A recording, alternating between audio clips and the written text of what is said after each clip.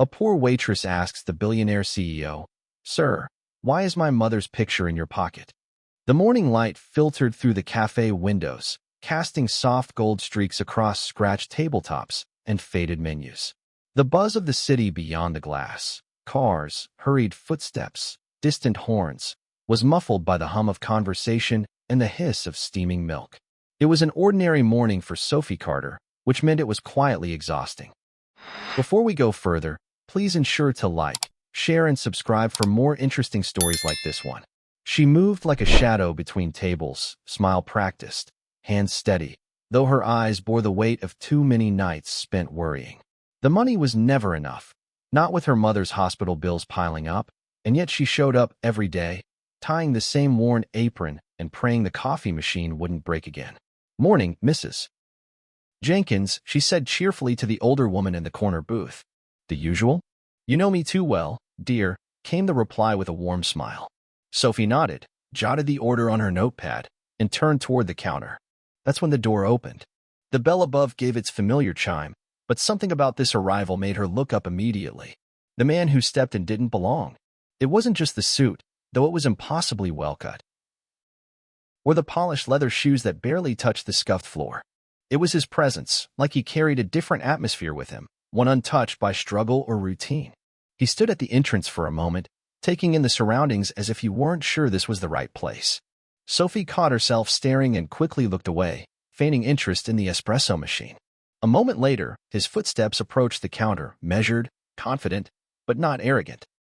"Good morning," Sophie said, trying to sound unfazed. "Table for one," he replied. His voice was smooth, low, and controlled, not the kind that needed to repeat itself. She gestured to the booth by the window. "That one's quiet. Good view." He nodded once, thanked her curtly, and walked over, moving with the kind of grace that comes from never needing to rush. Sophie brought him a menu, though he barely glanced at it. She left him with it and returned to the counter, shooting curious glances his way as she prepared a cappuccino for another customer. There was something oddly familiar about him, though she couldn't place it. He was maybe in his early 50s, silver at the temples, strong jawline, eyes sharp and unreadable. Not the usual crowd in this place. She returned to his table.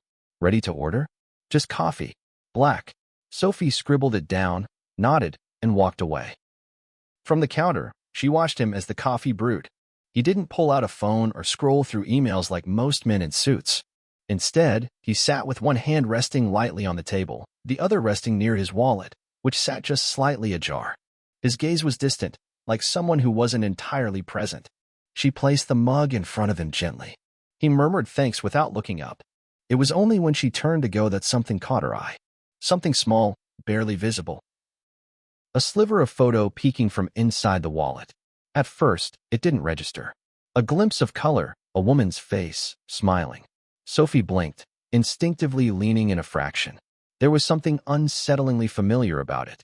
But before she could make sense of what she was seeing, he reached out and slid the wallet closer, casually but with purpose, covering the photo. Sophie straightened, her heart inexplicably racing. She stepped back from the table, still watching him. "Everything okay?" she asked, her voice careful. He finally looked up, eyes meeting hers for the first time. And in that moment, everything paused. There was a flicker there, recognition? Surprise? His expression remained composed, but something in his eyes shifted, like a door opening just a crack. "You're very kind," he said, almost quietly. "What's your name?" She hesitated. "Sophie." "Sophie," he repeated, tasting the name. "It suits you." Before she could respond, a customer at the counter called her name, snapping the spell. She nodded, forcing a smile. "Enjoy your coffee." She walked away, but the tension clung to her. She couldn't shake the image of that photograph, or the way he looked at her, like she reminded him of someone he used to know. Back behind the counter, she tried to focus, but her mind raced. Her eyes darted toward the man now and then. He sat in that booth as if he'd always belonged there, though everything about him said he didn't. 10 minutes passed. He hadn't touched the coffee. She checked the time. Her shift would end soon, but something told her the day was only just beginning. She poured herself a glass of water, hands trembling slightly. Why did that photo look so familiar? She thought of her mother, Laura, lying in bed just last night, too tired to speak. That same photo framed beside her, the same smile. The resemblance was haunting. No, it couldn't be, could it? She turned slowly to glance at the booth again. The man was now flipping through his wallet.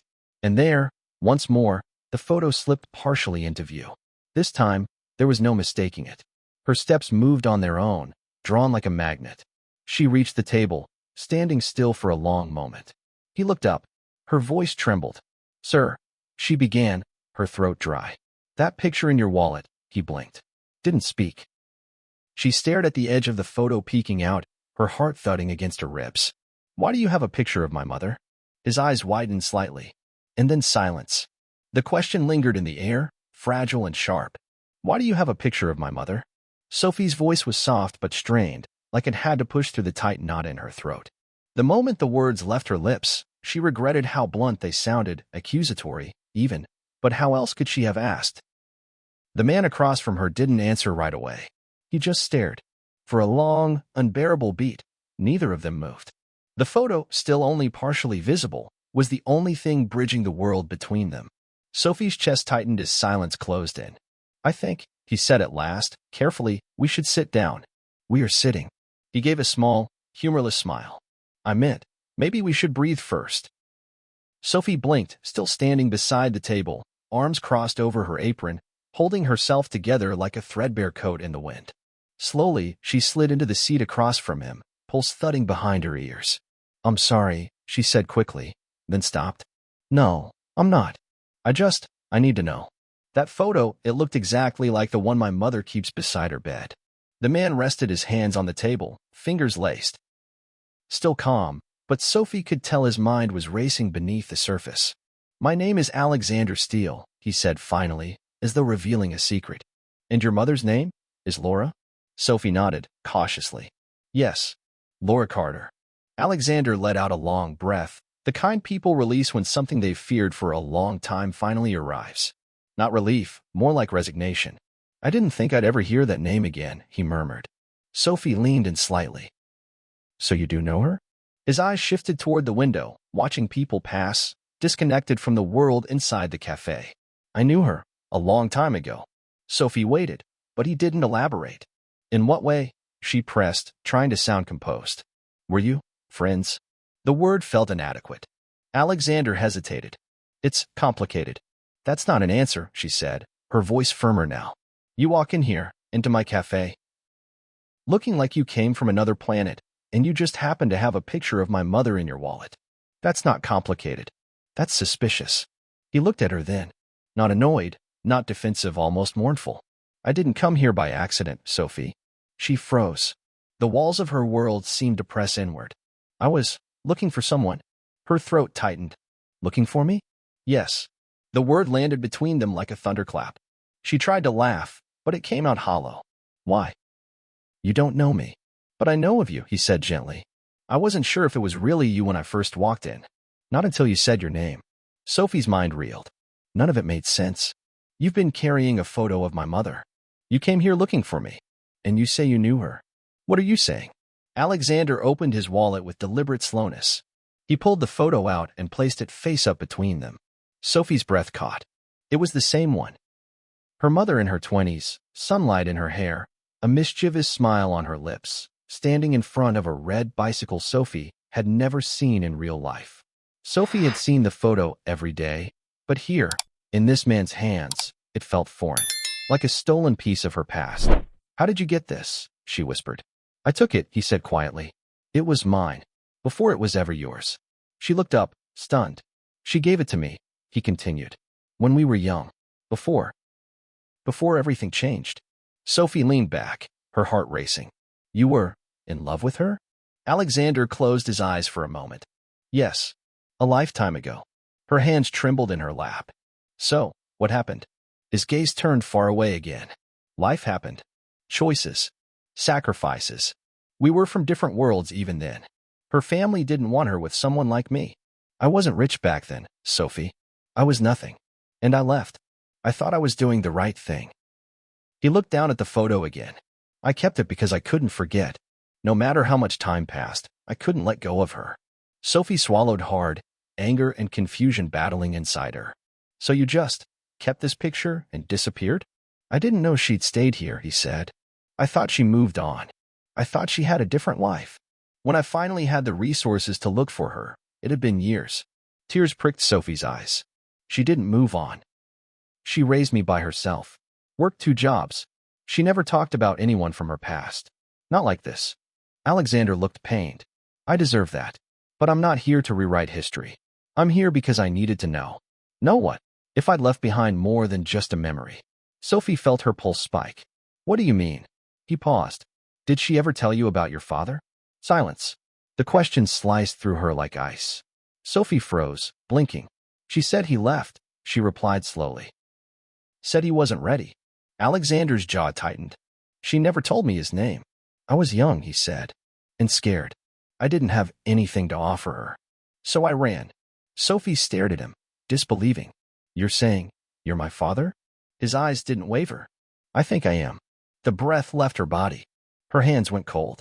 And in the quiet cafe, with only the hiss of a nearby coffee machine and the distant city noise outside, Sophie Carter's world cracked open. The hum of the cafe faded to a distant echo in Sophie's ears. The air between her and Alexander had grown heavy, thick with questions she hadn't prepared to ask and answers she wasn't ready to hear. You think you're my father, she repeated slowly, as though the words might sound different the second time around. Alexander nodded once. There was no pride in the gesture, only quiet certainty, and a sorrow that had clearly lived in him for years. Sophie's fingers gripped the edge of the table. But you're not sure. I never got the chance to be sure, he said. Your mother and I, after we split, she never told me anything. I found out only recently that she'd stayed in this city. Then I learned her name had changed, that she had a daughter. You. Sophie's thoughts ran wild. Her childhood, the birthdays her mother worked through, the absence that had always felt like a locked door she was never meant to open. She never told me anything about you, she said. Not a name. Not a story. Nothing. I don't blame her, Alexander replied. I left her behind. She had every reason to shut that door. Sophie looked down at the photo on the table. The edges were worn, soft from time and touch. Her mother's face smiled up at her, suspended in a happier moment Sophie had never been part of. You just show up here after all these years and expect what? Gratitude? Forgiveness? She asked, trying to control the tremor in her voice. No, he said quietly. I expected nothing. I came to see if you were real. If you were mine. The rawness of the words caught her off guard. For a moment, all her defenses faltered. She didn't know whether to run or scream or cry, so she did none of those things. She simply sat there, staring at him, wondering how many more truths she was one conversation away from unraveling. I don't know how to feel about any of this, she finally said. You don't have to decide today, but you waited this long. Why now? Alexander looked down, then back at her. Because time isn't something I can waste anymore. I've built a life of success, wealth, influence, but none of it feels solid. Not without meaning. Not without family. The word landed with weight. I never needed your money, Sophie said quickly, wary of his motive. I believe you, he replied. That's why I'm here. She glanced around. A couple of regulars chatted at a corner table. The manager stepped out from the back, glanced her way, but didn't interrupt. For once, the world wasn't pulling her in 100 directions. It had stopped, just for this. Sophie exhaled slowly. If you are who you say you are, then what? What do you want from me? Alexander considered the question. I don't want to take anything. I only want the truth. And maybe, if you allow it, a chance to get to know you. After 25 years, she said bitterly. Yes. Her arms tightened around herself. It felt like too much, too fast. The floor beneath her life had always been cracked, but now it felt like it might split open entirely. I don't even know who you are, she said. He gestured gently, then asked. Her eyes narrowed. Fine. Why did you leave my mother? I thought I was doing the noble thing, he admitted. Her parents hated me. They wanted her with someone with status, someone who could give her the life she deserved. I had nothing, just dreams. She was so full of light, and I didn't want to be the reason it dimmed. So I left. Did she ask you to? No. Then you didn't do it for her. You did it for yourself. That silenced him. Sophie's voice was low but clear. My mother worked herself to the bone to raise me. She sacrificed everything. And you just walked away. Alexander didn't argue. He only nodded slowly. I know. And that's something I'll regret for the rest of my life. Sophie looked at him, searching his face for deception, but all she saw was the weariness of someone who'd waited too long to say the things that mattered. A long pause settled between them. I don't know if I can forgive you, she said finally. I'm not asking you to. I just hope you'll let me be honest with you now. She nodded slowly, uncertainly. Her chest ached with all the things she wasn't sure how to name. Does my mother know you're here? She asked. No, he said. I haven't spoken to her. I thought it would be better if I found you first. I didn't know how she would react. Sophie glanced at the photo again, then pushed it gently back toward him. She never stopped loving you, you know, she said. Not openly, but in small ways. She always paused when someone mentioned your name in passing. She'd look out the window like she was waiting for someone. His hand trembled as he took the photo. I never stopped loving her either. Silence again. Sophie stood, unsure of what came next. Her break had ended 10 minutes ago, but it felt trivial now. I need time, she said. Of course. She hesitated. Then, almost reluctantly, she reached into her pocket and scribbled down a number on a napkin. If you're serious about getting to know me, call. But don't expect anything. He took the napkin without a word.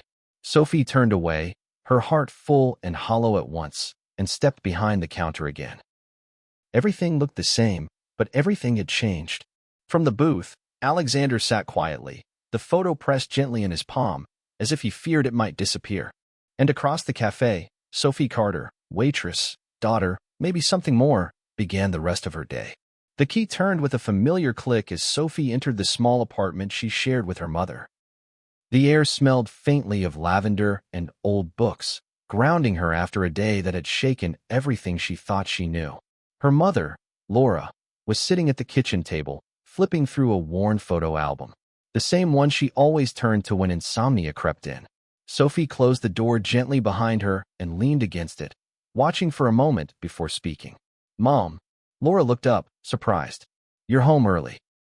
Manager let me off a bit before closing, Sophie lied, still too tangled in her thoughts to explain. Laura smiled, her face warm but tired. Well, that's a rare blessing. Sophie stepped forward, slipping off her apron. You were looking at the old photos again. Laura chuckled softly, brushing a gray strand from her face. You know me. I always go back to the past when I can't sleep. It's like flipping through time. Some days, I wonder if those years ever really happened. Sophie pulled out a chair and sat across from her. She didn't speak right away. Her fingers hovered over the edge of the album, but didn't turn the page. I met someone today, she said finally. Laura's eyes twinkled with curiosity. Oh. Sophie hesitated. His name is Alexander Steele. The smile vanished. In its place, silence. Laura's hand froze on the page. I thought that might be a name you'd recognize, Sophie said, voice low. Laura looked down, her expression unreadable. I haven't heard that name in over 20 years. Sophie's chest tightened. So it's true. Laura nodded slowly. Yes, it's true. Sophie swallowed hard. Why didn't you ever tell me? Laura closed the album and folded her hands over it, as if bracing herself. Because I was protecting you. From what? From him. Sophie leaned forward. He told me he left because your family didn't approve. That he thought he was doing the right thing. A flicker of pain crossed Laura's face. He believed that, yes. But he didn't fight for me. He didn't stay. And I couldn't raise you in a world where your father was just another name that disappeared. Sophie's voice broke. But you kept his picture. Every night beside your bed. Laura blinked back tears. Some loves don't go away, even when they should. I hated him for leaving. But I never stopped remembering what it felt like before he did. He says he thinks he's my father. Laura nodded. He is. It landed with finality.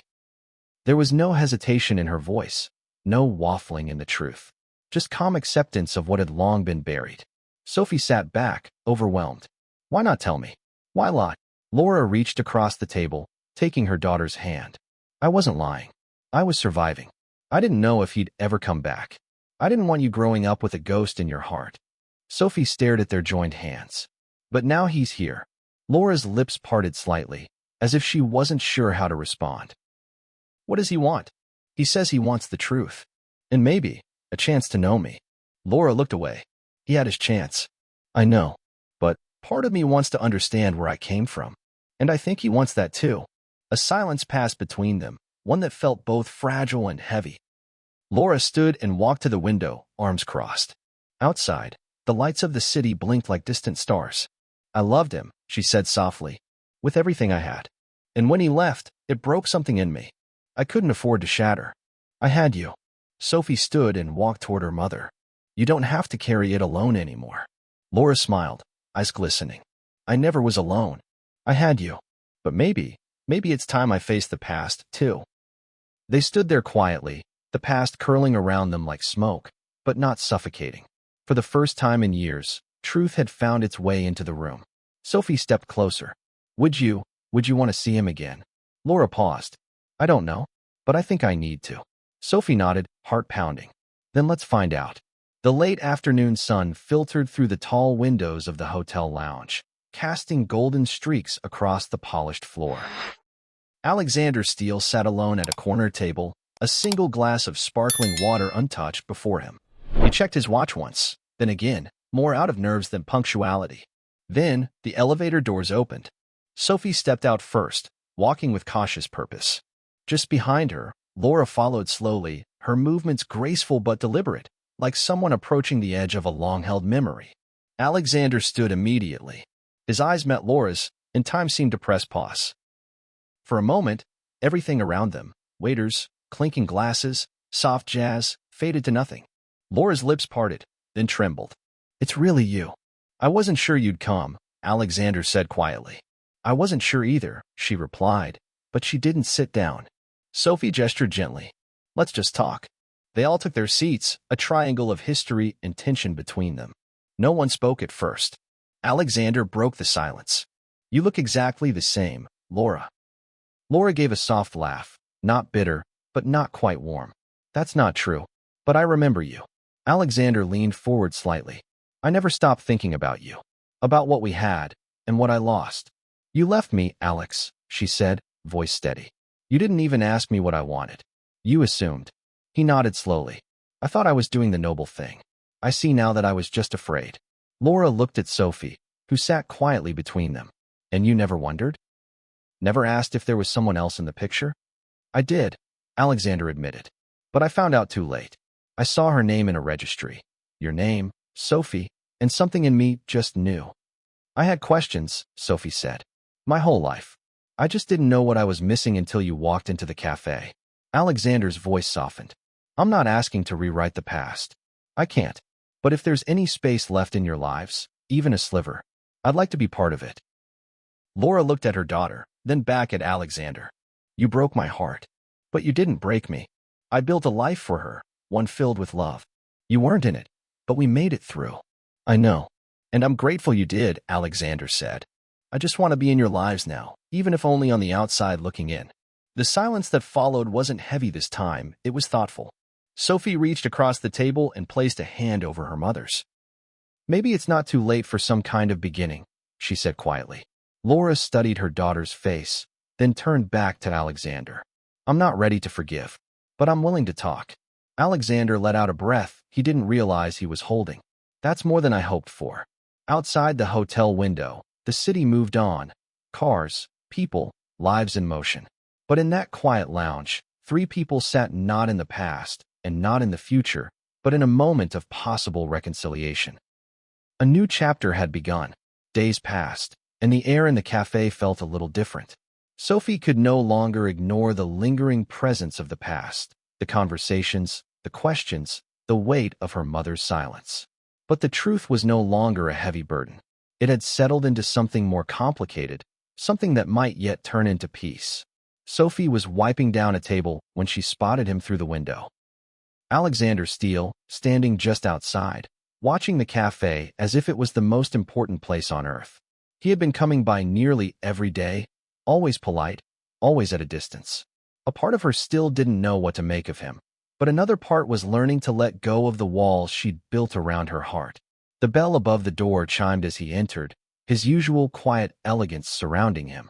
Sophie walked over, her heart skipping a beat. You're early today. I thought I'd catch you before the rush, Alexander said, taking a seat at a corner table, just like that first time. Is that okay? Of course, Sophie replied, trying to sound casual, though the weight of the conversation that awaited hung between them like an unspoken promise. She poured his coffee and stood there, unsure whether to speak or wait for him to break the silence. I spoke to your mother last night, he said suddenly, his voice steady but edged with something deeper. We've agreed to meet again. She's agreed to start talking to me. Sophie's eyes widened. She did. Alexander nodded. She's not ready to forgive me, but we're making progress. She's finally open to the idea of us, whatever that means. A sense of relief washed over Sophie. She hadn't known what to expect after that tense meeting between her mother and Alexander, but hearing that they were starting to bridge the gap gave her hope. That's good, Sophie said softly. It's all we can ask for. For a moment, they both sat in quiet contemplation, the coffee between them serving as a small but meaningful connection. You don't have to worry about me, Sophie, Alexander said gently, looking up at her with a sincerity that took her by surprise. I'm not here to disrupt your life. I just wanted the chance to make things right, even if I can't fix everything. I don't expect anything from you. Sophie felt a pang of guilt. I don't know what I expect from you either. I don't even know if I want anything.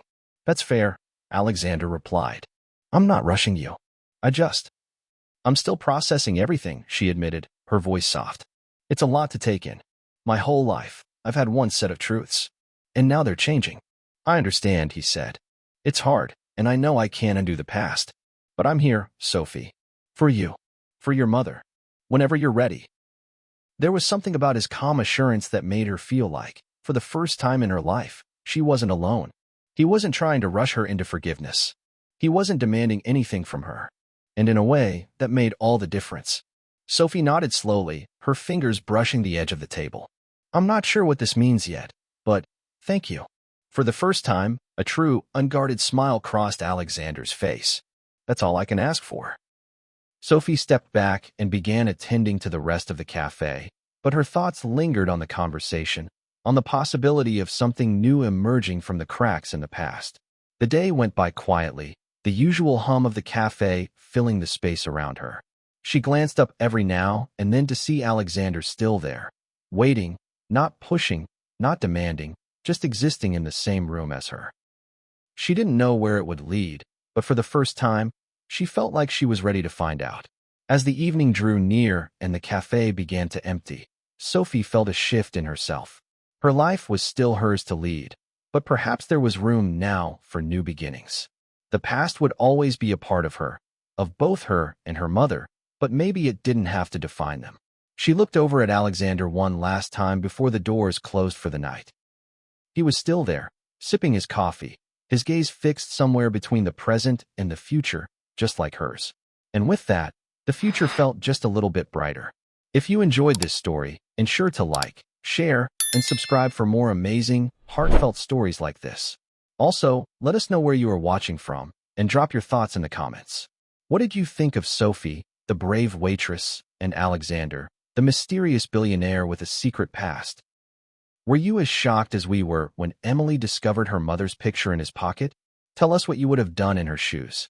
Your support helps us keep bringing these emotional stories to life. See you in the next one.